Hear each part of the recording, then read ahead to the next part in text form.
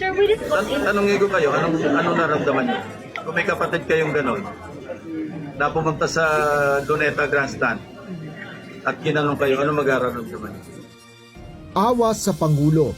Ito ang naramdaman ni Senate President Pro Tempore Panfilo Lacson nang napanood dito ang paratang ni Senador Amy Marcos.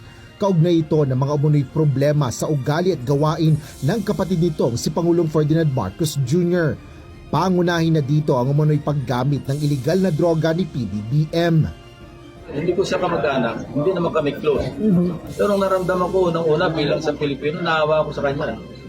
Imagine, the pain that he was undergoing, watching his own sister, passing like that. Paliwanag ni Senator Ping, very un-Filipino ang ginawa ng senadora. Dahil kung mag-away man anya ang magkapatid, ay limitado lang ang usapan sa loob ng tahanan o naibubulong sa iba pang mga kapatid. Ngunit hindi sa harapan ng libo-libong Pilipino, lalo na sa isang religious gathering. Hindi natin ugali ang Pilipino na ganyan. Yan ang understand. Tayo mga Pilipino, ganun di ba? Kasi masyado tayong closely, knit, di ba? Close-knit yung ating pamilya. So, pag may away magkakapatid, nire-resolve natin within the family circle. Pwede maisama yung mga lolo't lola, mga tiyahin, nire-resolve. Pero hindi ganyan.